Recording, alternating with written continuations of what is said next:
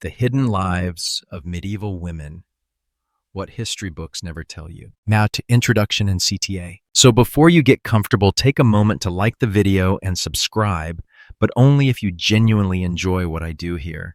And let me know in the comments where you're tuning in from and what time it is for you. It's always fascinating to see who's joining us from around the world. Now dim the lights, maybe turn on a fan for that soft background hum, and let's ease into tonight's journey together. Tonight, we're stepping into the hidden corners of medieval society, into the lives of women who history often forgot to mention. Not the queens or saints you've heard about, but the ordinary women who navigated a world that gave them few choices and even fewer opportunities. We'll discover how they survived, adapted, and sometimes thrived in circumstances that would challenge anyone today. So settle in and let's explore the untold stories of medieval women's lives. How to Part 1. Morning in Margot's world. You wake to the sound of church bells echoing across the narrow streets of Paris. It's 1347, and you are Margot, a 23-year-old woman trying to survive in a world that seems designed to work against you. The straw beneath your thin mattress crackles as you shift, and already you can feel the familiar ache in your back from months of sleeping on this makeshift bed in a room you share with 3 other women. The air is thick with the smell of unwashed bodies, yesterday's cooking fat, and something else, something sour, that clings to the walls of this wooden building near the Seine. Through the single-shuttered window, gray morning light filters in, carrying with it the sounds of a city waking up, cartwheels grinding over cobblestones, merchants calling their wares, and the ever-present murmur of voices speaking in dialects you can barely understand. You sit up slowly, your joints protesting. At 23, you feel much older. Your hands are already rough from work, your skin weathered from years of poor nutrition and harsh winters. The simple woolen dress you sleep in is the same one you'll wear today and probably tomorrow. It's brown, deliberately unremarkable, with sleeves that reach your wrists and a hem that brushes your ankles. Modesty isn't just virtue in medieval Paris, it's survival. Your stomach growls a hollow sound that reminds you of yesterday's meager meal, a chunk of dark bread, some thin ale, and if you were lucky, a bit of cheese that didn't smell too strongly of decay. Today will likely bring more of the same, assuming you can afford it. But first, you have to figure out how to earn enough coins to buy that bread. You share this room with Marie, who's barely 16 and already showing signs of the malnutrition that marks most working women in the city. There's also Agnes, whose persistent cough suggests she won't see another winter, and Isabel, who disappeared 3 days ago and hasn't been seen since. In medieval Paris, women simply vanish sometimes. The authorities rarely investigate, and the other residents rarely ask questions. The building you live in isn't exactly a home. It's more like a boarding house for women who have nowhere else to go. The proprietor, a thick-set woman named Berta, collects rent weekly and doesn't particularly care how her tenants earn their money as long as they pay on time.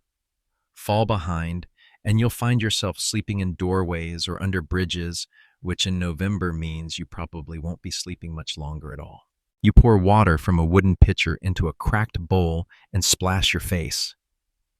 The water is cold enough to make you gasp, and probably not much cleaner than what flows in the Seine, but it's what you have. There's no soap that's a luxury for merchants' wives and nobility. Instead, you use a coarse cloth to scrub away yesterday's grime, though you know it's a losing battle against the perpetual layer of soot and dirt that coats everything in the city. Your reflection in the small piece of polished metal that serves as a mirror shows a face that might have been pretty under different circumstances. Your brown hair is braided and covered with a simple linen cap, as required by both law and social expectation. Unmarried women who let their hair show publicly are inviting the wrong kind of attention, and you've learned that attention in medieval Paris is rarely the kind you want. As you dress, you consider your options for the day. They're limited as always. You could try to find work in one of the markets carrying goods or cleaning stalls, but competition is fierce and the pay barely covers a meal. You could attempt to find domestic work in a wealthy household, but those positions require connections you don't have and references you can't provide. Or you could do what many women in your position eventually do, what society simultaneously condemns and creates a demand for. You could make your way to one of the areas near the university where students and clerics gather, or to the docks where merchants and sailors arrive with coins in their purses and months of loneliness behind them.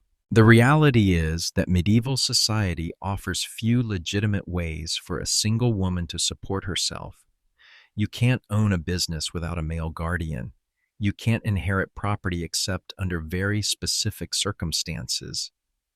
Marriage might offer security, but it requires a dowry you don't have and a family willing to arrange it, which you also lack. As you fasten the simple rope belt around your waist, you catch Agnes looking at you with knowing eyes. She's been in Paris longer than you have, and she understands the calculations that occupy your morning thoughts. The mathematics of survival in a world that offers women few choices and fewer protections. Market day, she says quietly, not quite meeting your eyes. It's a statement and a question and a suggestion all at once. You nod, though you both know the market stalls will be crowded with women looking for the same scarce work opportunities.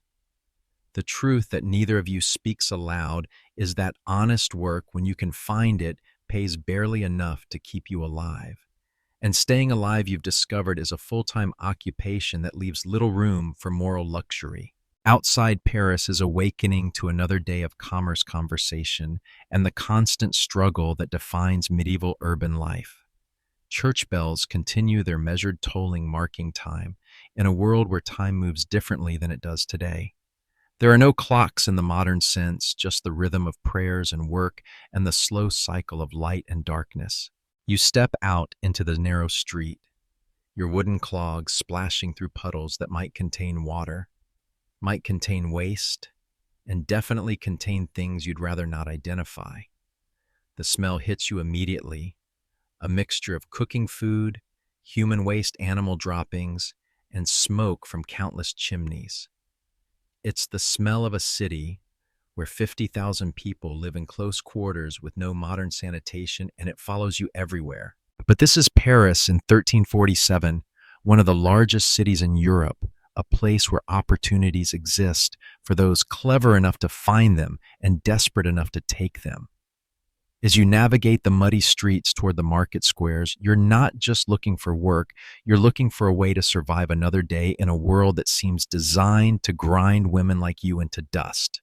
The irony, which you're beginning to understand, is that the very society that offers you so few legitimate options has created an underground economy where different rules apply, where women like you with few choices and fewer resources have discovered ways to turn society's contradictions to their own advantage.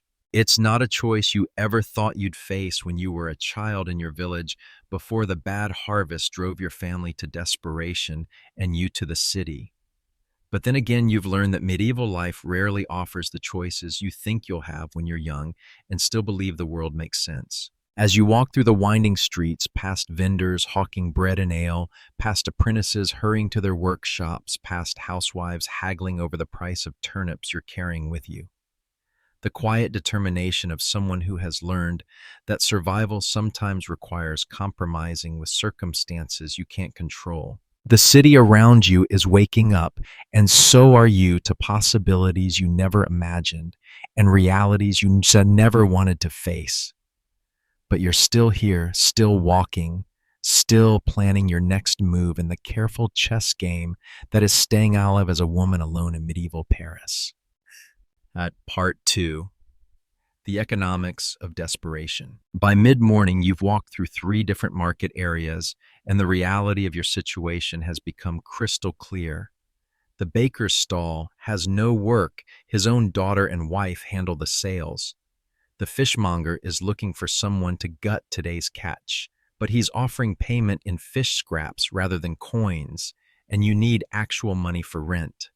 The cloth merchant has already hired 2 women for the day, and they're related to his business partner. This is the mathematics of medieval women's work. Too many women chasing too few opportunities, competing for jobs that pay barely enough to cover basic survival. You're discovering what historians would later document, that medieval cities created a permanent class of women who existed on the margins of legitimate employment. You pause near the university district, where young men in clerical robes argue about theology while enjoying privileges you'll never access. Education, property ownership, legal representation, political participation, all closed to women of your class.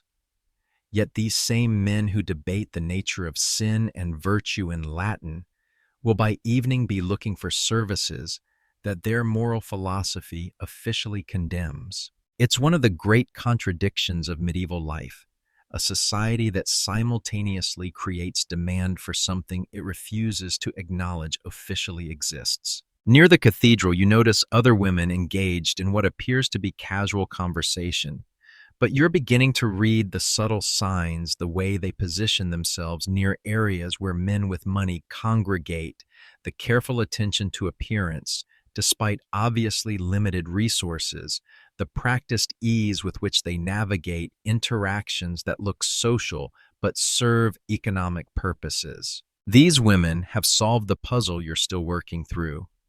They've found a way to survive in a society that offers them few alternatives while maintaining the appearance of respectability that keeps them safely below the attention of authorities. Because here's what you're learning about medieval law: it's not particularly concerned with morality and practice, despite its theoretical foundations in Christian doctrine. What matters is maintaining social order and collecting taxes. Behaviors that threaten neither tend to exist in a gray area where official blindness allows practical accommodation. The Church condemns certain activities in principle while benefiting from the taxes those activities generate. City authorities write laws that are selectively enforced based on economic and political considerations. Wealthy merchants and nobles engage in behaviors that would destroy working-class women, but their social position provides protection that yours never will. You're beginning to understand that medieval society operates on multiple levels simultaneously: official morality and practical reality, written law and actual enforcement, public condemnation and private accommodation. Navigating this complexity requires skills they don't teach in the few educational opportunities available to women. As the day progresses, you notice the patterns of urban life. Merchants conduct business in the morning. Craftsmen work through the afternoon. Students gather in taverns as evening approaches. Nobles and wealthy citizens retire to private spaces where different rules apply. And throughout it all, a parallel economy operates just beneath the surface of official society. Women like you have learned to read these patterns, to understand when and where opportunities arise, to recognize the difference between dangerous attention and potentially profitable discretion. It's a form of intelligence that medieval society doesn't acknowledge but absolutely depends upon. By afternoon, your hunger has become a physical ache that makes concentration difficult. You've walked miles through the city, investigated every legitimate work opportunity you can find, and earned exactly nothing. The choice you've been avoiding all day is becoming less theoretical and more immediate. You find yourself near a tavern popular with merchants and visiting nobles. The establishment itself is respectable enough: good ale, decent food, clean rushes on the floor. But you've noticed that the serving women seem to earn more in tips than their official wages would justify, and they're notably more attractive and better dressed than typical tavern workers. The tavern keeper, a woman named Matilda, has the look of someone who understands the practical realities of running a business that serves men far from home with money in their purses. She's neither young nor particularly beautiful, but she has the sharp intelligence of someone who has learned to profit from other people's appetites and weaknesses. When you approach her about work, she looks you over with the calculating gaze of someone assessing merchandise, not cruelly but practically. She's running a business and she needs to know if you'll be an asset or a liability. Can you carry a tray without dropping it? She asks. Yes. Can you smile while men say stupid things to you? I've had practice. Can you handle yourself if someone gets too friendly? This question carries more weight than the others. You're beginning to understand that working in Matilda's tavern involves a degree of performance that goes beyond simply serving ale and food. The women who work here are expected to be charming, flirtatious, and accommodating without being available. It's a delicate balance that requires acting skills no formal education teaches. I can manage, you say, hoping you sound more confident than you feel. Matilda nods. The work pays 3 deniers a day, plus whatever the customers choose to give you for special attention. Some girls do very well. Others don't last a week. 3 deniers. It's more than you've earned in the past month, combined enough to cover rent and food with money left over. But the phrase special attention hangs in the air between you like a question neither of you wants to articulate directly. You take the job. The afternoon shift starts slowly. You learn to balance trays, navigate the crowded tavern floor, and engage in the kind of light conversation that encourages men to order another round. The work itself isn't particularly difficult, but it requires constant alertness. You have to read each customer, which ones are harmless drunks, which ones are potential trouble, which ones might be generous if approached correctly. The other serving women help you learn the unspoken rules, how to deflect unwanted advances without offending paying customers, how to encourage tips without making promises you don't intend to keep, how to signal Matilda if a situation is getting out of hand. Most importantly, they teach you how to maintain the fiction that you're just a serving girl who happens to be friendly, not someone providing services that exist in the gray area between legitimate employment and activities that medieval society officially condemns but practically tolerates. By evening, you've earned more money than you've seen in weeks. Some of it from wages, some from tips, and some from conversations that led to brief private meetings that Matilda facilitated with practiced discretion. Nothing is stated explicitly, but everyone understands the arrangements. You're learning that medieval commerce often works this way through understood agreements and implicit arrangements that allow everyone involved to maintain plausible deniability. The customer isn't purchasing anything illegal. He's simply being generous to a serving girl he finds charming. The serving girl isn't selling anything improper. She's just being friendly to a generous customer. The tavern keeper isn't facilitating anything questionable. She's simply running an establishment where customers feel welcome. It's a complex dance of language and behavior that protects everyone involved while allowing business to proceed. You're beginning to appreciate the sophisticated social intelligence required to navigate these arrangements successfully. As your first day at Matilda's tavern ends, you count your earnings with something approaching amazement. For the first time since arriving in Paris, you have enough money not just to survive, but to live with a small degree of comfort. You can afford decent food, keep your room, maybe even purchase a better dress.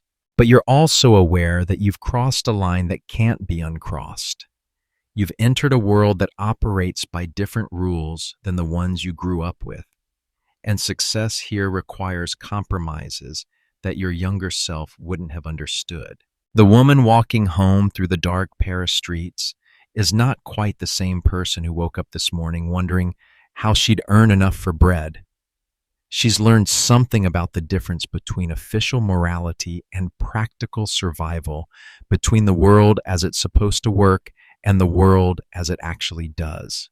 And she's discovered that sometimes, in order to preserve what matters most, your life, your independence, your ability to choose your own path, you have to be willing to compromise on things that matter less.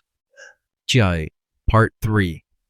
The Underground Network. 3 weeks into your new life at Matilda's Tavern, you're beginning to understand that you've stumbled into something far more sophisticated than a simple tavern serving ales and meals. What appeared to be casual employment has revealed itself as part of an intricate network that operates throughout medieval Paris, a shadow economy that serves needs the official world acknowledges but refuses to address. Matilda, you've discovered, isn't just a tavern keeper. She's something closer to a businesswoman running what modern economists might recognize as a complex service industry. Her establishment serves multiple functions: legitimate tavern informal meeting place, temporary accommodation for travelers, and discreet venue for arrangements that require privacy. The women who work here aren't just serving girls. They're actresses playing carefully defined roles in a social theater that allows medieval society to function while maintaining its official moral positions.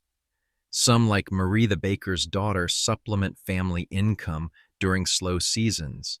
Others, like Eleanor, the widow, support children after their husband's death left them without legal protection. A few, like Catalina, who speaks 3 languages, use the work to build the connections and capital needed for more traditional business ventures. Each woman has learned to navigate the complex boundaries that define acceptable behavior in this environment. Too reserved and customers seek entertainment elsewhere. Too available and you risk crossing lines that could lead to legal problems or social ostracism.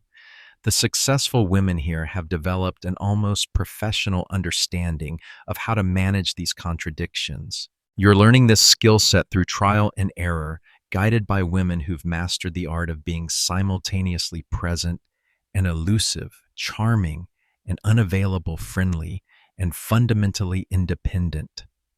It's a form of performance that requires intelligence, emotional control, and the ability to read people with remarkable accuracy. The customers themselves represent a cross-section of medieval urban society. University students spending allowances sent from family estates. Traveling merchants conducting business far from home. Clerics who officially embrace celibacy but practically struggle with human appetites. Minor nobles passing through Paris on diplomatic or commercial missions. What strikes you most is how ordinary most of these men are. Not monsters or villains, just people navigating their own compromises with social expectations and personal desires. Many seem genuinely interested in conversation and companionship as much as anything else. Others are looking for temporary escape from responsibilities that medieval society places on men of their class. The transactions that occur, and everyone maintains the fiction that they're not really transactions, serve multiple functions beyond the obvious. They provide emotional outlet for men isolated by travel or social position. They offer economic opportunity for women with limited alternatives. They create a space where normal social hierarchies can be temporarily suspended or renegotiated. Most importantly, for your daily reality, they generate income that allows you to live with unprecedented independence for a medieval woman. After a month at Matilda's, you've saved enough money to move to better lodgings. A small room you don't have to share in a building where the proprietor doesn't ask uncomfortable questions about late-night comings and goings. You've purchased 2 new dresses, both of good wool and properly fitted. You've eaten meat regularly for the first time in your adult life. More significantly, you've begun to build the kind of social network that makes survival in medieval Paris much more manageable. Mathilde introduces you to other business owners who provide services to the same clientele. A clothier who offers discreet credit terms. A physician who treats ailments that respectable women aren't supposed to contract. A moneylender who doesn't require male guarantees for small loans. You're discovering that medieval cities contain parallel economies that operate alongside but separate from official commerce. Networks of mutual support and protection that develop to serve people whose needs couldn't be met through conventional channels. These communities have their own rules, their own forms of justice, their own methods of dispute resolution. When Agnes from your old lodging house falls seriously ill, it's women from Matilda's who organize care and financial support. When Marie faces harassment from a customer who misunderstood the boundaries of their arrangement, it's Matilda who ensures he understands the social consequences of such behavior. When local authorities become too interested in the tavern's activities, it's connections within this network that provide warning and protection. You're learning that survival in medieval society often depends on understanding and accessing these informal systems. Official law and religious doctrine provide frameworks for social organization, but daily life requires more flexible arrangements that can adapt to human complexity and economic reality. The women you work alongside have developed remarkable sophistication in managing these challenges. They maintain respectable appearances in public while pursuing economic activities that exist in legal gray areas. They build savings and investments that provide security in a world that offers women few official protections. They form alliances and partnerships that create alternatives to traditional marriage and family structures. Some are saving money to establish legitimate businesses, taverns, boarding houses, shops that serve the same clientele through conventional means. Others are building the capital needed to arrange advantageous marriages that will provide long-term security. A few are planning to purchase property in smaller towns where their past won't follow them and their accumulated wealth can support comfortable lives. These aren't desperate women trapped by circumstances, you realize. They're entrepreneurs who've identified market opportunities and developed business models that generate sustainable income despite social and legal obstacles. They've created their own forms of economic empowerment within a system that officially offers them none. This recognition changes how you think about your own situation. What began as desperate survival has evolved into something approaching career planning. You're not just earning money day by day, you're building skills, connections, and resources that could support various future paths. The art of conversation you're developing will serve you well in any business that requires managing customers. The ability to read people and situations accurately is valuable in any environment involving negotiation or sales. The financial management skills you're learning could support various entrepreneurial ventures. Most importantly, you're gaining the kind of confidence that comes from successfully navigating complex challenges. Medieval life presents constant obstacles, social, economic, legal, and personal.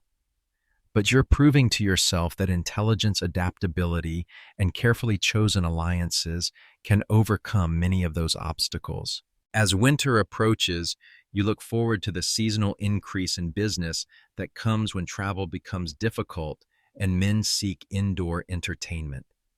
You've learned to appreciate the rhythms of medieval urban commerce, how feast days affect customer behavior, how weather patterns influence business cycles, how political events create opportunities or dangers. You're no longer the desperate woman who arrived at Matilda's tavern looking for any work that would keep her alive. You've become someone who understands how medieval society actually works, as opposed to how it claims to work, and you've developed the skills needed to thrive within that reality. The woman who goes to sleep each night in her own comfortable room, counting coins earned through her own intelligence and effort, has traveled much farther than the physical distance from her village to Paris.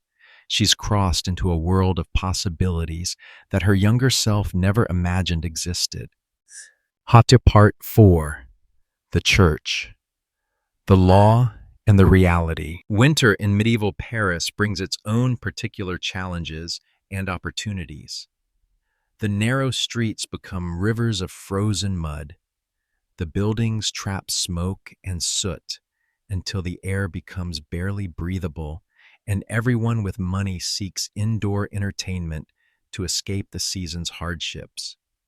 For women in your profession, winter represents the most profitable and potentially dangerous time of year. You've been working at Matilda's for 4 months now, long enough to understand how the various authorities that govern medieval Paris approach the reality of what you do.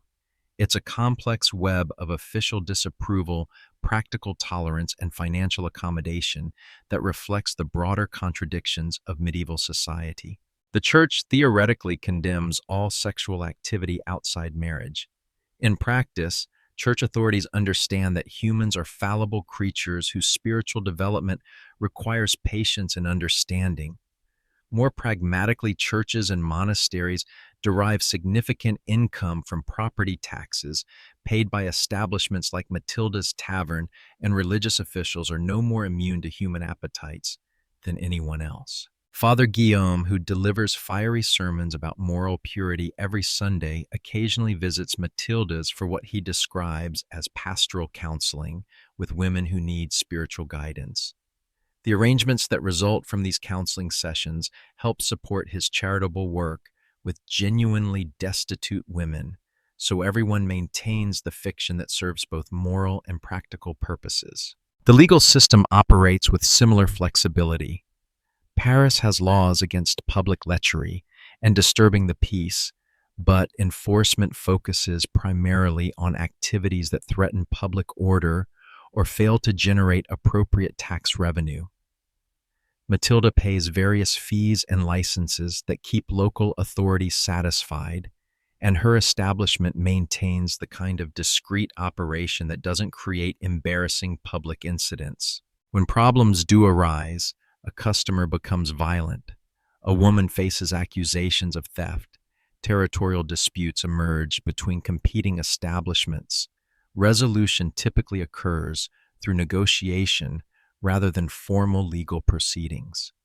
Matilda has relationships with magistrates and court officials that allow most issues to be settled quietly, protecting everyone involved from the scandal and expense of public trials. You're learning that medieval justice operates on multiple levels simultaneously. Written law provides frameworks for serious crimes and civil disputes. Religious law addresses matters of spiritual and moral concern. But daily life requires more flexible approaches that can accommodate human complexity and economic reality. The women at Matilda's have developed their own informal legal system for managing internal disputes and protecting members from external threats. Codes of behavior that ensure everyone benefits from cooperative rather than competitive approaches. Methods of conflict resolution that maintain group solidarity while addressing individual grievances.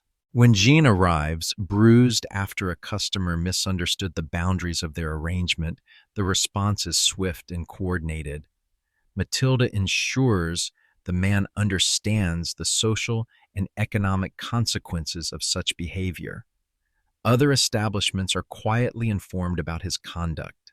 His reputation in certain circles suffers damage that affects his ability to conduct business in Paris. No official legal action is taken, but justice is served through social mechanisms that prove more effective than formal court proceedings. The message spreads quickly through the network of women working in similar situations. Violence against any of them will result in organized social and economic consequences for the perpetrator. These informal systems of protection and justice have evolved because official law provides limited recourse for women in your situation. You can't report assault without admitting to activities that could result in legal problems for yourself. You can't seek financial compensation through courts that don't recognize your right to work independently. You can't access legal representation without revealing income sources that exist in official gray areas. But the alternative systems that women like you have created often prove more effective than official justice anyway. Social ostracism can be more devastating than legal penalties for men whose success depends on reputation and connections. Economic consequences can be more immediate than court judgments that might take years to enforce. You're also learning about the economic relationships that connect your work to the broader medieval economy. The money you earn gets spent on food, clothing, lodging, and various services supporting legitimate businesses throughout Paris. The taxes Matilda pays contribute to public infrastructure and city services.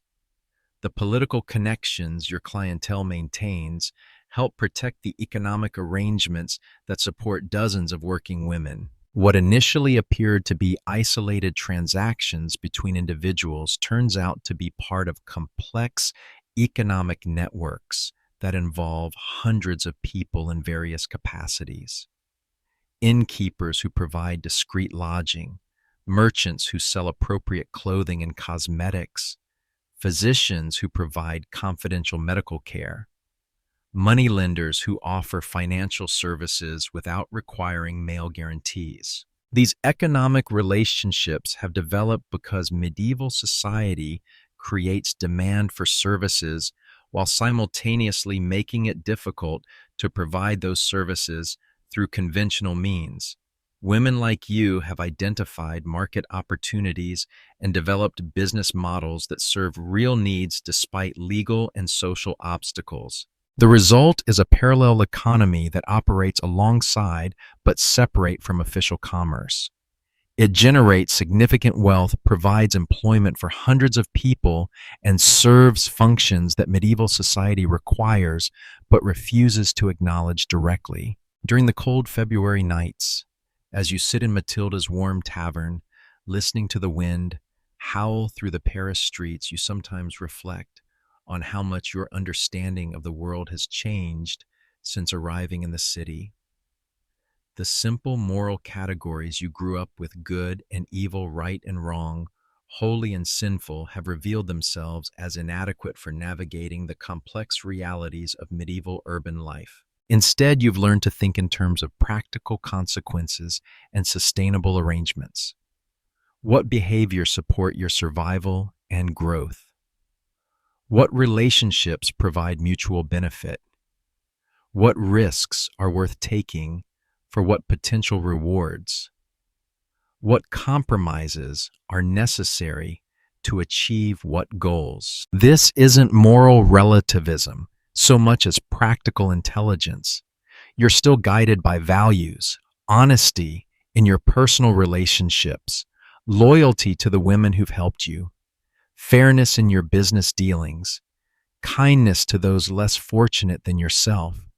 But you've learned to apply those values within the context of a world that operates according to rules very different from those you were taught to expect. The woman who will eventually leave Matilda's tavern, whether to establish her own business, arrange an advantageous marriage, or pursue other opportunities, will carry with her a sophisticated understanding of how medieval society actually works. She'll know how to build relationships with people from various social classes. She'll understand the difference between official policies and practical enforcement. She'll have experience managing complex financial and social arrangements. Most importantly, she'll have proven to herself that intelligence, adaptability, and careful planning can overcome obstacles that initially appeared insurmountable. She'll have transformed desperate circumstances into profitable opportunities through her own efforts and decisions. Part 5, Seasons of Change. Spring arrives late in Paris this year, but when it finally comes, it brings changes that will reshape your understanding of medieval urban life. The warmer weather means increased travel, more visitors to the city, and expanded opportunities for business, but it also brings news that will test everything you've learned about survival in this complex world. Stories arrive when the merchant caravans from the south, a strange sickness that spreads rapidly through crowded areas, entire villages abandoned, trade routes disrupted, cities implementing quarantine measures that separate families and destroy livelihoods. At first, these seem like distant problems that might affect trade, but won't directly impact your daily life. Matilda's tavern continues to serve its regular clientele and your income remains steady. But gradually, the reality of what's approaching begins to change the rhythm of city life. The plague reaches Paris in June. What follows tests every assumption you've developed about how medieval society works. The careful social arrangements that seemed so stable reveal themselves as fragile constructions that can be destroyed overnight. The economic networks that provided security collapse when fear overrides commerce. The informal systems of protection and justice that served your community become irrelevant when survival itself becomes uncertain. Matilda's Tavern closes within a week of the first confirmed cases in your neighborhood, not because of official orders, but because customers stop coming and half the staff has fled the city. The underground economy that supported dozens of women simply disappears as people retreat into desperate self-preservation. You face the choice that confronts everyone in plague-stricken Paris: flee to the countryside and hope to outrun the disease, or remain in the city and hope to survive the social collapse that accompanies mass death. Both options involve enormous risks and uncertain outcomes. You choose to stay partly because you lack the resources for rural survival, but mostly because you've developed connections in Paris that might prove valuable during the crisis.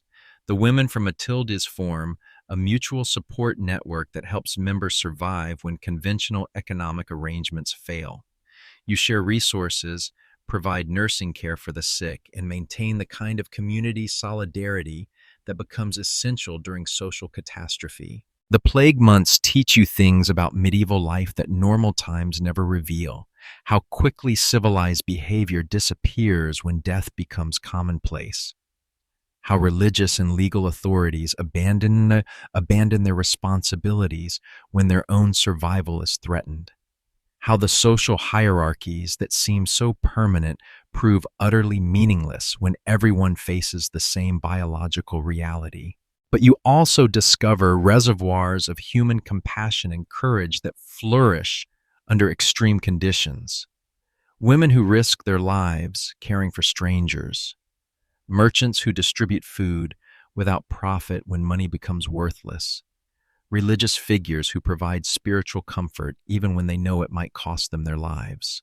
The network of women from various establishments throughout Paris becomes something approaching a medical and social service organization.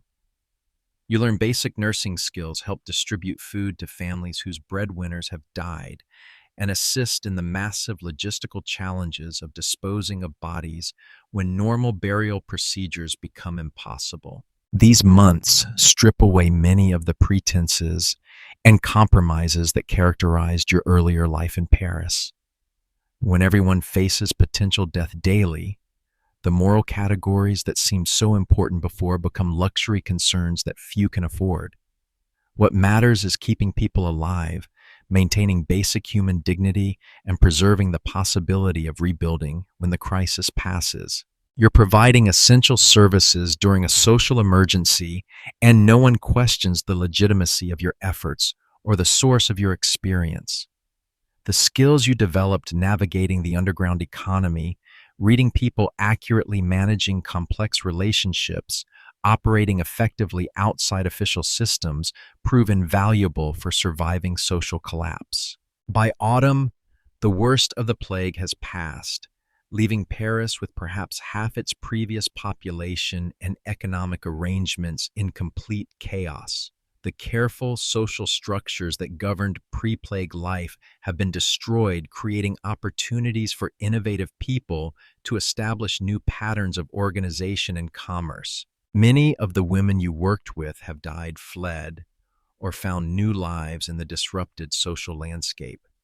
But those who remained have pooled their resources and experience to establish ventures that couldn't have existed before the plague created new social possibilities. Matilda has purchased a larger building at a fraction of its pre-plague value and is establishing something closer to a boarding house for women than a tavern. Marie has learned enough about herbal medicine during the plague months to set up practice as a healer.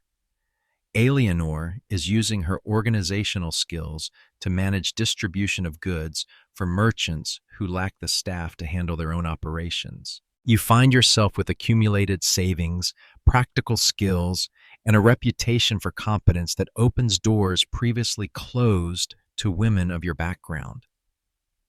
The social rules that once seemed so rigid have been scrambled by the plague experience, creating space for new arrangements and opportunities. The woman who emerges from the plague months is not the same person who arrived desperate in Paris 2 years earlier. She's someone who has faced the worst medieval life can offer and not just survived, but found ways to help others survive. She's proven her competence under extreme conditions and earned the kind of respect that transcends the social categories that once defined her possibilities. When you finally leave Paris the following spring, it's not as someone fleeing desperate circumstances, but as someone choosing the next phase of a life you've learned to direct rather than simply endure. You carry with you enough money to establish a business in whatever city you choose, practical skills that will serve you in any environment, and the confidence that comes from having successfully navigated challenges that destroyed others. Most importantly, you understand how medieval society actually works, not the official version taught by church and law, but the practical reality that governs daily life. You know how to build relationships across social boundaries, how to identify opportunities within constraints, how to navigate the complex space between official morality and practical necessity. Chacham Part 6, The Merchant's Daughter. Your destination is Rouen, a prosperous Norman city where the wool trade has created opportunities for people with capital and business sense. You arrive in late spring of 1349, carrying letters of introduction from Parisian contacts and enough money to rent respectable lodgings while you investigate local opportunities. The woman who steps off the river barge at Rouen's docks looks nothing like the desperate peasant girl who fled her village 3 years earlier. Your clothing is well made but conservative, your manner confident but discreet. You've learned to present yourself as a widow from a merchant family, a story that explains your independence, your resources, and your practical knowledge of urban commerce. Rouen, in 1349, is rebuilding after its own encounter with plague, creating exactly the kind of disrupted economic environment where innovative people can establish new ventures. Traditional guild restrictions have been relaxed to address labor shortages. Property values remain depressed, making business locations affordable. Most importantly, the social chaos of the plague years has created more flexible attitudes toward women's economic participation. You spend your first month learning the city's rhythms and identifying business opportunities. The textile trade dominates Rouen's economy, but supporting services, lodging, food, entertainment, financial services offer possibilities for someone with your particular combination of skills and experience. Eventually, you decide to establish what officially functions as a boarding house for traveling merchants, but which provides the kind of discreet additional services that your Paris experience taught you how to manage. It's a business model that serves real market demand while maintaining the respectable appearance necessary for operating within official legal frameworks. The boarding house you establish, the Sign of the White Rose, occupies a substantial building near the commercial district. Ground floor provides common areas for meals and socializing. Upper floors offer private rooms for lodgers. The business serves legitimate travelers who need clean accommodation and good food, but it also provides venues for private meetings and social arrangements that require discretion. You employ 6 women, each carefully selected for intelligence, reliability, and the ability to navigate complex social situations. Some are widows seeking respectable employment. Others are young women from rural families seeking alternatives to arranged marriages. All understand that success in this business requires professional discretion and sophisticated people skills. The Sign of the White Rose becomes profitable within months and develops a reputation for quality service among the merchants, minor nobles, and church officials who conduct business in Rouen. Your establishment offers better food than most taverns, cleaner rooms than most inns, and more interesting conversation than most boarding houses. You've created exactly the kind of business that serves medieval society's actual needs rather than its official requirements. Traveling merchants appreciate accommodations where they can conduct confidential business without concern about espionage. Church officials value venues where they can relax social restrictions that their positions normally require. Minor nobles enjoy environments where they can interact with interesting people outside the rigid protocols of court life. More importantly, for your long-term security, you've established the kind of respectable business that generates legitimate wealth and social connections. The boarding house provides income that doesn't depend on your personal service, creating the foundation for genuine financial independence. Your reputation as a competent business owner opens doors to other investment opportunities and social relationships. Within 2 years, you've expanded operations to include a second property that serves as a more conventional inn for ordinary travelers. You've invested in local textile operations and established credit relationships with merchants throughout Normandy. You've become the kind of middle-class business owner who represents the growing commercial prosperity of later medieval cities. The woman who now manages 2 profitable businesses, employs a dozen people, and maintains accounts with banks in 3 different cities has traveled an enormous distance from the desperate circumstances that drove her to Paris. She's created legitimate wealth through intelligence, hard work, and the ability to identify market opportunities that others overlooked. But perhaps more significantly, she's proven that the social mobility that medieval society officially denies can be achieved by people clever enough to work within the system's contradictions rather than against its rules. You've used society's own appetites and hypocrisies to create opportunities for yourself and others, transforming disadvantages into assets through careful planning and strategic thinking. Your establishment serves as an informal networking center for other women who found themselves in situations requiring creative solutions. You provide employment for women who need alternatives to conventional marriage or family arrangements. You offer investment opportunities for women who've accumulated capital through various means. You create social spaces where women can build the kinds of relationships that support business ventures and mutual protection. The sign of the white rose has become something approaching what modern observers might recognize as a women's business cooperative, though it operates within medieval legal and social frameworks that don't officially acknowledge such possibilities. It demonstrates that medieval women could create their own forms of economic empowerment when conventional channels remained closed to them. Part 7. Marriage, Politics, and Respectability. By 1351, your success as a business owner has attracted attention from various quarters, including several marriage proposals from men who recognize the advantages of alliance with a prosperous, independent woman.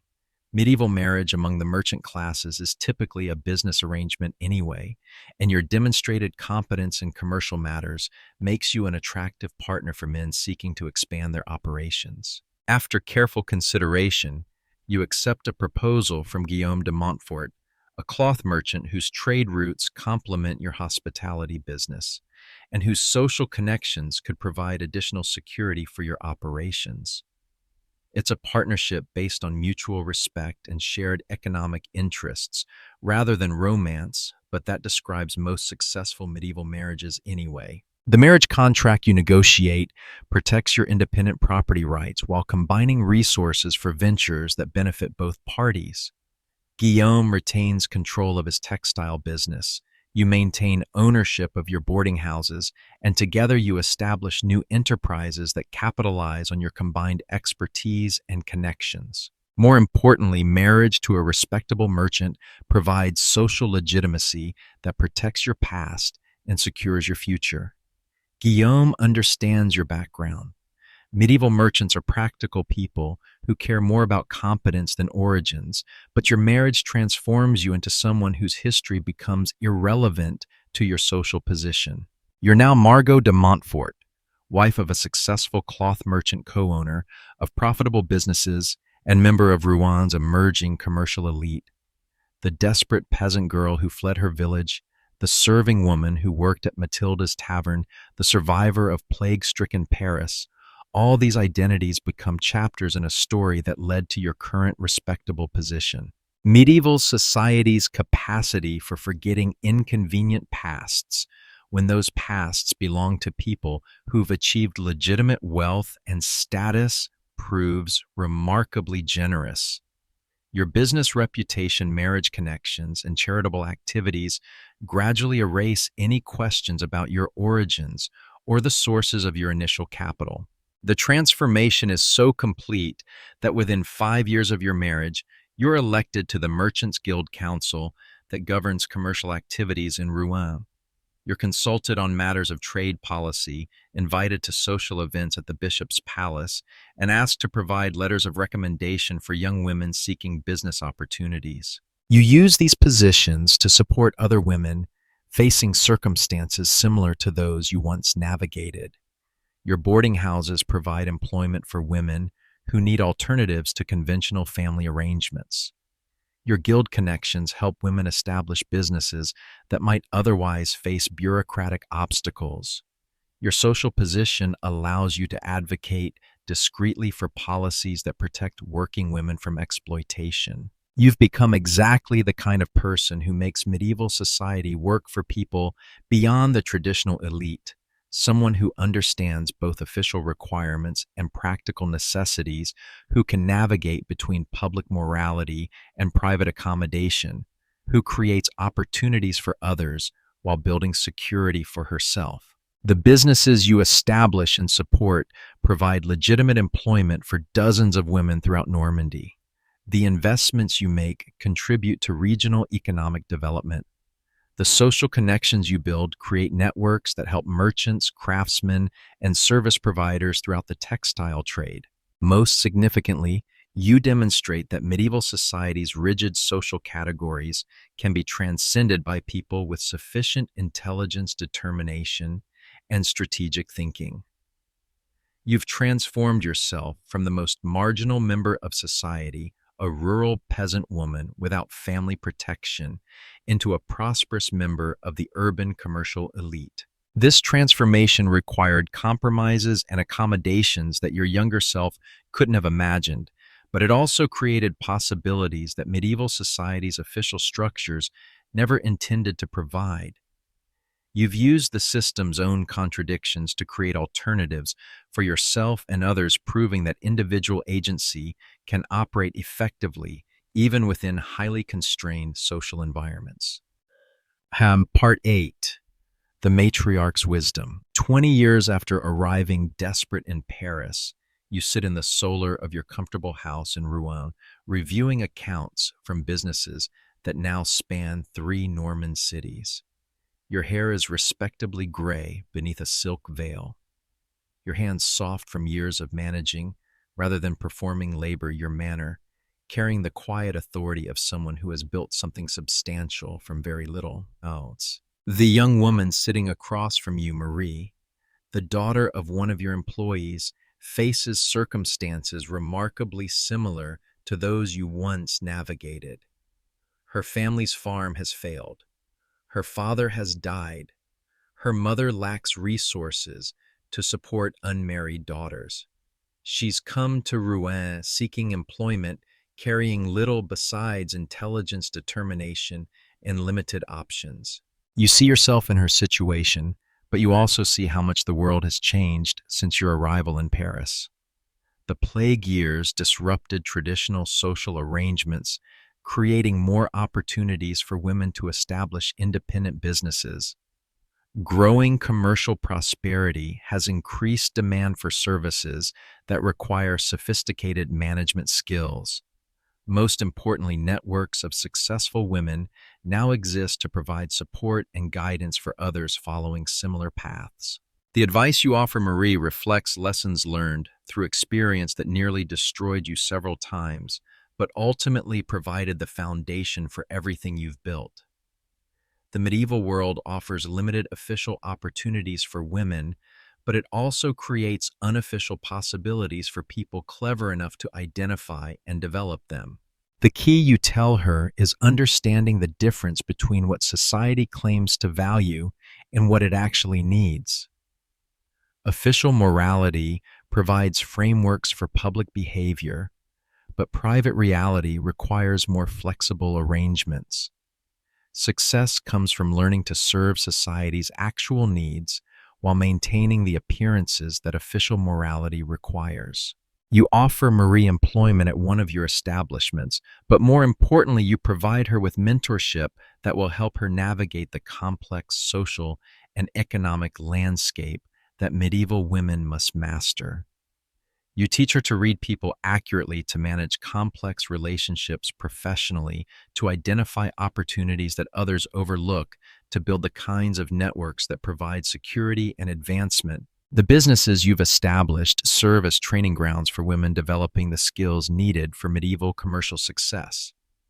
Your employees learn customer service, financial management, conflict resolution, and strategic planning.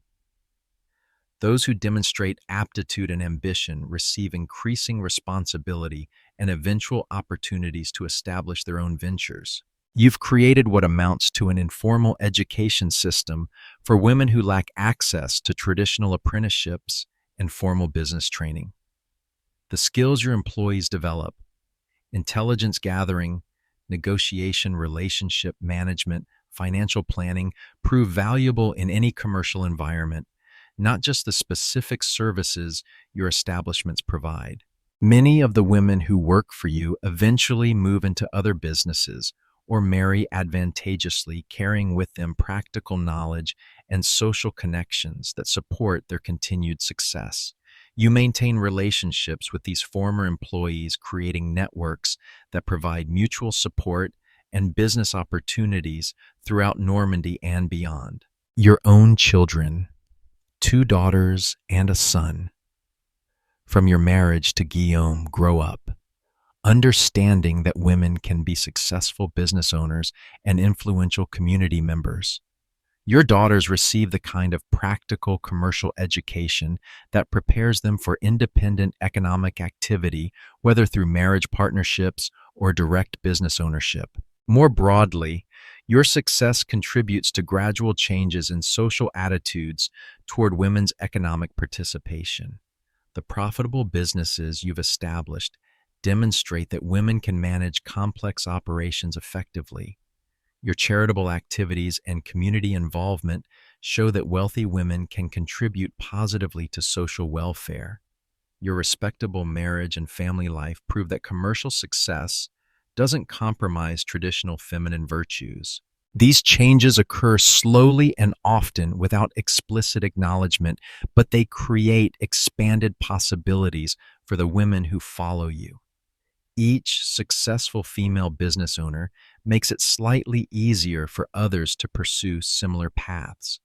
Each woman who builds wealth and social position demonstrates that medieval society's official limitations need not be absolute constraints. You've become part of a gradual transformation that historians will later recognize as crucial to the development of medieval commercial society. The networks of successful women you've helped create provide alternatives to traditional family structures for women who need them, while also supporting conventional marriages and families that benefit from women's commercial expertise. Part 9. The Reckoning. In 1365, as you approach your 40th birthday, an age that makes you genuinely elderly by medieval standards, you find yourself reflecting on the extraordinary journey that brought you from rural desperation to urban prosperity.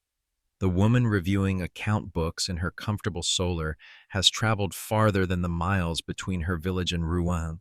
She's crossed social boundaries that medieval society claimed were fixed and immutable. Your business enterprises now employ more than 50 people across multiple locations. Your investments in textile manufacturing, grain trading, and property development generate income that supports your family, your employees, and various charitable activities throughout Normandy. Your social position allows you to influence commercial policies that affect thousands of working people. The sign of the White Rose has evolved into something approaching what modern observers might recognize as a hotel and conference center, serving legitimate business travelers while maintaining the discreet additional services that originally established your reputation. The establishment's success demonstrates that businesses serving society's unofficial needs can become pillars of official respectability when managed with sufficient intelligence and discretion. Your other ventures, the conventional inn, the textile investments, the grain trading operation provide diversified income that ensures your family's security regardless of changes in any single market. You've learned the medieval merchant's fundamental lesson.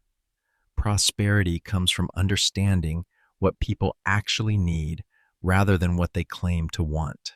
More importantly, you've used your success to create opportunities for other women facing circumstances similar to those you once navigated. The employment you provide, the training you offer, the networks you've built, and the example you've set contribute to gradual expansion of possibilities for medieval women. You maintain correspondence with former employees who've established businesses throughout France and England. Some have followed your model of combining legitimate services with discreet additional offerings. Others have moved into conventional commercial activities using skills and connections developed in your establishments. A few have arranged marriages that provide security and social advancement for themselves and their children. These women carry with them practical knowledge about navigating medieval society's complexities, along with financial resources and social connections that support their continued success. They form an informal network of mutual support that spans multiple cities and provides alternatives to traditional family structures for women who need them. Your own daughters have received educations that prepare them for whatever paths their lives may take. They understand business management, financial planning, and strategic thinking. They also know how to manage complex social relationships, read people accurately, and operate effectively within medieval society's official and unofficial rules. Most importantly, they've grown up seeing that women can be successful, independent, and respectable simultaneously. They understand that medieval society's official limitations on women's activities need not prevent intelligent, determined women from creating their own opportunities and building their own security. Your son has learned to respect women's intelligence and commercial competence, making him likely to form partnership marriages rather than traditional patriarchal arrangements. He's also inherited businesses that depend on women's skills and leadership, ensuring that your legacy of female economic participation will continue through the next generation. As you consider your achievements, you're aware that your success required compromises that many people would find morally troubling. You built wealth by serving needs that medieval society officially condemned. You achieved respectability by maintaining appearances that partially concealed your activities. You created opportunities for other women by working within systems that fundamentally disadvantaged them. But you're also aware that the alternatives available to a desperate peasant woman in 1347 were limited to marriage, religious life, or destitution, none of which offered the independent security and social influence you've achieved. The choices you made allowed you to survive, prosper, and create better possibilities for others facing similar circumstances. Medieval society's contradictions, official morality and practical necessity, written law and actual enforcement, public condemnation and private accommodation created spaces where intelligent people could build alternative arrangements that served everyone's interests better than rigid adherence to theoretical ideals. You've demonstrated that individual agency can operate effectively even within highly constrained social environments.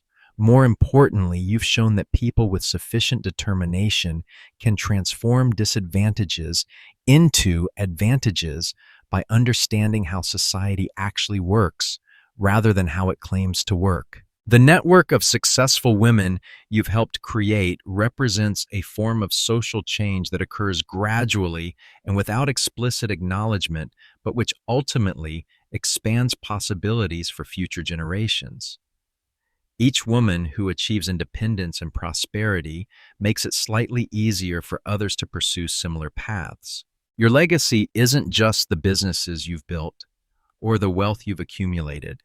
It's the demonstration that medieval society's official limitations need not be absolute constraints for people clever enough to work within the system's contradictions, rather than against its rules.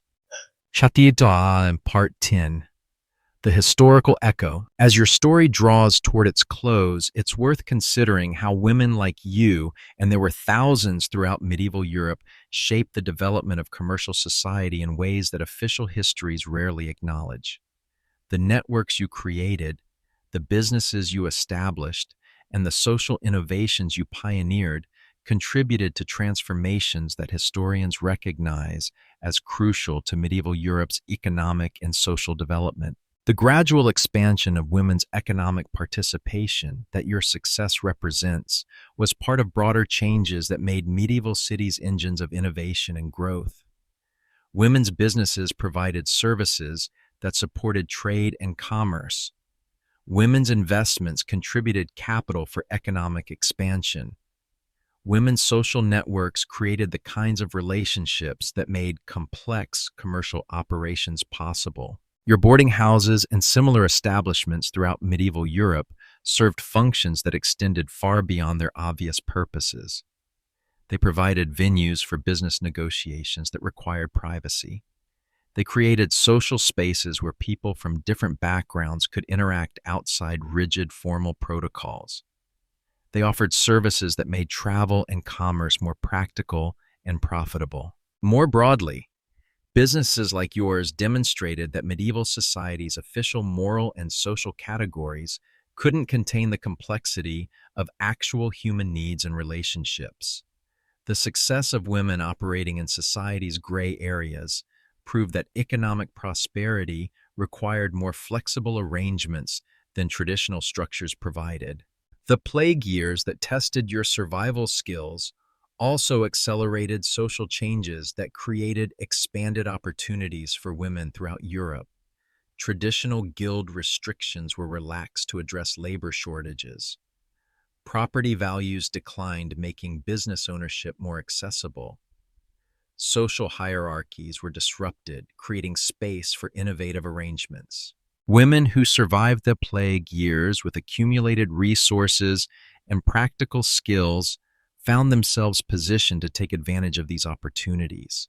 Many followed paths similar to yours, establishing businesses that served real market needs while maintaining respectable appearances, building networks that provided mutual support and protection, creating alternatives to traditional family structures for women who needed them. These changes occurred gradually and often without explicit acknowledgement, but they contributed to fundamental transformations in medieval society. The commercial prosperity of later medieval cities depended partly on women's economic participation, even when that participation operated through unofficial channels. Your story represents thousands of similar stories throughout medieval Europe. Women who faced desperate circumstances and created opportunities through intelligence, determination, and strategic thinking. Women who used society's contradictions to build alternatives for themselves and others. Women who demonstrated that medieval social categories could be transcended by people with sufficient skill and persistence. The boarding houses, taverns, and similar establishments that these women operated provided essential services for medieval commercial society. They created venues for business negotiations, social interaction, and cultural exchange. They offered employment for women who needed alternatives to traditional family arrangements. They generated wealth that supported local economies and contributed to regional development. Perhaps most importantly, they demonstrated that medieval society's capacity for adaptation and innovation extended beyond its official structures. The success of women operating in society's margins proved that economic prosperity required recognizing and accommodating human complexity rather than enforcing rigid theoretical ideals. Your transformation from desperate peasant to prosperous merchant represents possibilities that medieval society officially denied but practically enabled for people clever enough to identify and develop them. The businesses you built, the networks you created, and the example you provided contributed to gradual expansions of opportunity that benefited not just women, but medieval commercial society generally. The woman who sits in her comfortable solar in 1365, reviewing accounts from profitable businesses across Normandy, represents a form of social mobility that medieval society claimed was impossible, but she also represents the practical flexibility that allowed medieval civilization to adapt, grow, and prosper despite its theoretical rigidities. Her success required compromises that some might find troubling, but it also created possibilities that others found liberating. She worked within medieval society's contradictions rather than against its rules, demonstrating that intelligent adaptation could achieve what direct confrontation could not. Most importantly, she proved that medieval women could be agents of their own destinies rather than simply victims of circumstances beyond their control. Through intelligence, determination, and strategic thinking, she transformed disadvantages into advantages and created opportunities for herself and others. The networks of successful women that grew from individual achievements like yours became part of medieval Europe's foundation for future economic and social development. The businesses these women established, the wealth they accumulated, and the innovations they pioneered contributed to transformations that shaped the development of European commercial civilization. Tanu. Epilogue. The legacy. In the winter of 1372, Margot de Montfort dies peacefully in her sleep, surrounded by family and friends in the comfortable house she built through decades of careful planning and hard work. The woman who began life as a desperate peasant fleeing rural poverty ends it as a respected member of Rouen commercial elite, leaving behind substantial wealth, successful businesses, and a network of women whose lives she helped transform. Her funeral is attended by merchants, guild officials, church dignitaries, and dozens of women whose opportunities she created or expanded. The bishop delivers a sermon praising her charitable activities and community contributions. The mayor speaks of her role in Rouen's commercial development. Former employees share stories of her mentorship and support. No one mentions the years in Paris or the circumstances that first brought her to urban life. Medieval society's capacity for forgetting inconvenient pasts when those pasts belonged to people who achieved legitimate success proves as generous as she learned it could be. Her story becomes one of virtuous prosperity achieved through hard work and business acumen, which is true though incomplete. Her will distributes property and investments worth several thousand livres among family members, employees, and charitable causes. Her daughters inherit businesses and resources that ensure their independence regardless of marriage choices. Her son receives enterprises that depend on women's skills and leadership, perpetuating her legacy of female economic participation. Perhaps most significantly, her will establishes a fund that provides loans and business training for women seeking to establish independent enterprises. The fund is administered by former employees who understand both the opportunities and challenges facing women in medieval commercial society. This fund and similar arrangements established by other successful women throughout medieval Europe creates institutional support for female economic participation that extends far beyond individual achievements. It represents the transformation of personal success into structural change that benefits future generations. The sign of the White Rose continues operating under management that maintains both its reputation for quality service and its tradition of providing opportunities for women. The establishment serves as training ground for women developing commercial skills and as networking center for women building business relationships. Similar establishments throughout medieval Europe serve comparable functions, creating an informal network of venues where women can develop the skills, connections, and resources needed for economic independence. These businesses demonstrate that medieval society's unofficial economy could provide alternatives to traditional structures when those structures proved inadequate for people's actual needs. The gradual expansion of women's economic participation that Margot's success represents becomes part of broader transformations that shape the development of European commercial civilization.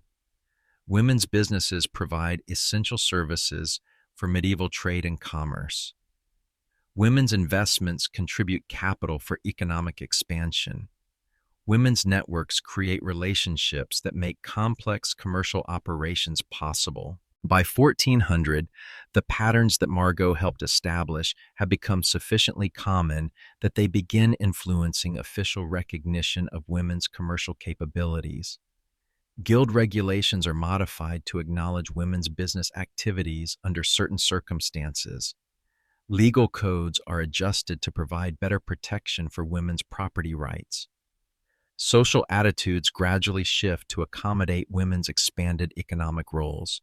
These changes occur slowly and often, without explicit acknowledgement, but they represent fundamental transformations in medieval society structure and possibilities. The success of women like Margot demonstrates that social mobility and economic innovation could operate even within highly constrained traditional frameworks. The story of Margot de Montfort represents thousands of similar stories throughout medieval Europe, women who faced desperate circumstances and created opportunities through intelligence, determination, and strategic adaptation. Women who used society's contradictions to build alternatives for themselves and others. Women who proved that medieval social categories could be transcended by people with sufficient skill and persistence. Their collective achievements contributed to the development of commercial society that provided expanded opportunities for future generations. The businesses they established, the wealth they accumulated, the networks they created, and the innovations they pioneered became part of medieval Europe's foundation for continued economic and social development. Most importantly, they demonstrated that individual agency could operate effectively even within highly constrained social environments. Their success required working within existing systems rather than against them, but it also created spaces where traditional limitations could be gradually expanded and eventually transformed. The woman who died peacefully in Rouen in 1372 had traveled an extraordinary distance from the desperate peasant who fled her village 25 years earlier. Her journey represents possibilities that medieval society officially denied, but practically enabled for people clever enough to identify and develop them. Her legacy lives on in the businesses she built, the women she mentored, the networks she created, and the example she provided.